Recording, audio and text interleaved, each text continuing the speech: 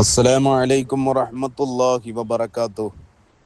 ബിസ്മില്ലാഹിർ റഹ്മാനിർ റഹീം. അൽഹംദുലില്ലാഹി റബ്ബിൽ ആലമീൻ വൽ ആഖിബത്തു ലിൽ മുത്തഖീൻ.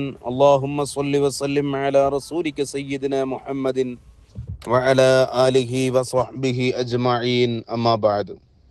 ബഹുമാനമുള്ള മുഅ്മിനുകളെ, അല്ലാഹു തആല നമ്മുടെ ഈ പരിപാടി അതിന്റെ ലക്ഷ്യത്തിലേക്ക് എത്തിക്കാൻ നമുക്ക് തൗഫീഖ് നൽകി അനുഗ്രഹിക്കുമാറാവട്ടെ. അല്ലാഹുമ്മ സ്വല്ലി വസല്ലിം അലാ റസൂലിക സയ്യിദിനാ മുഹമ്മദിൻ വഅലാ ആലി സയ്യിദിനാ മുഹമ്മദ്.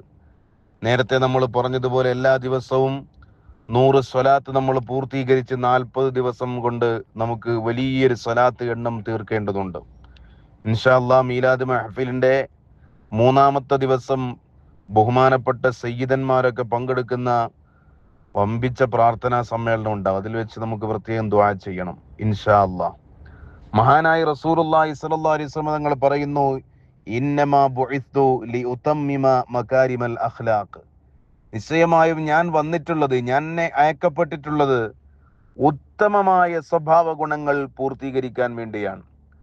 കേവലം ഒരു ഉത്തമമായ സ്വഭാവങ്ങളുടെ കൂട്ടത്തിൽ തന്നെ ഏറ്റവും സുന്ദരവും ഉത്തമവുമായ സ്വഭാവ ഗുണങ്ങൾ പഠിപ്പിക്കാനും സ്വഭാവ ഗുണങ്ങൾ കാണിച്ചു തരാനും വേണ്ടിയാണ് ഞാൻ ഈ ലോകത്തേക്ക് വന്നിട്ടുള്ളത് എന്ന് മുഹമ്മദ് റസൂലുള്ളാഹി സ്വല്ലല്ലാഹു അലൈഹി വസല്ലം.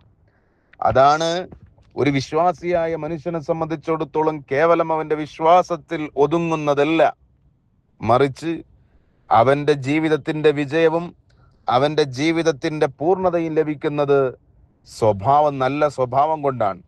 മറ്റൊരു ഹദീസിൽ കാണാം, വിശ്വാസികളിൽ ഏറ്റവും പൂർണ്ണമായ ഈമാനുള്ളവർ, കേവലം വെറും ഈമാനുള്ള പൂർണ്ണമായ ഈമാനുള്ളവർ അവരിൽ ഏറ്റവും നല്ല സ്വഭാവമുള്ളവരാണ് എന്ന് മഹാനായ റസൂലുള്ളാഹി സ്വല്ലല്ലാഹു അലൈഹി വസല്ലം. പരലോകത്ത് ഏറ്റവും ഭാരം കൂടുതലുള്ള അമൽ ഏതെന്ന് ചോദിച്ചപ്പോ മഹാനായ റസൂലുള്ളാഹി സ്വല്ലല്ലാഹു അലൈഹി വസല്ലം തങ്ങളുടെ ഹദീസിൽ കാണാം, അന്ത്യദിനത്തിൽ സത്യവിശ്വാസിയുടെ തുലാസിൽ മീസാനിൽ സൽസ്വഭാവത്തെക്കാൾ ഭാരമുള്ള മറ്റൊന്നും തന്നെ ഉണ്ടായിരിക്കുന്നതല്ല. അത്രയും ഭാരമായിരിക്കും സൽസ്വഭാവത്തിനുണ്ടാവുക.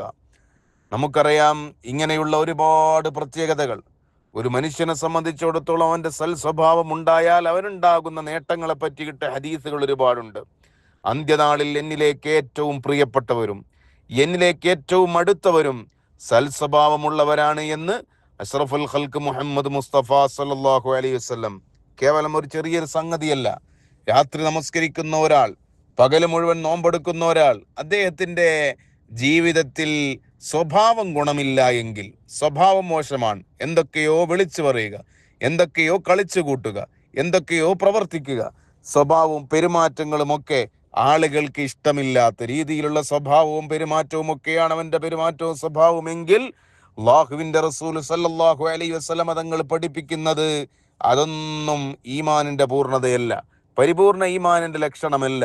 രാത്രി നമസ്കരിക്കുന്ന ഒരാൾ, അദ്ദേഹം സ്വഭാവം മോശമാണെങ്കിൽ അത് ഈ ശരിയായ ഈമാനിന്റെ അതല്ലെങ്കിൽ ശരിയായ ദീനിന്റെ അടയാളമല്ല. മറിച്ച് നമ്മൾ മനസ്സിലാക്കേണ്ടത്, ഒരു സത്യവിശ്വാസി തന്റെ സൽസ്വഭാവം കൊണ്ട് രാത്രി മുഴുവനും നിസ്കരിക്കുകയും പകൽ മുഴുവൻ നോമ്പെടുക്കുകയും ചെയ്യുന്നവന്റെ പദവിയിലേക്ക് അവൻ എത്തും എന്നാണ്.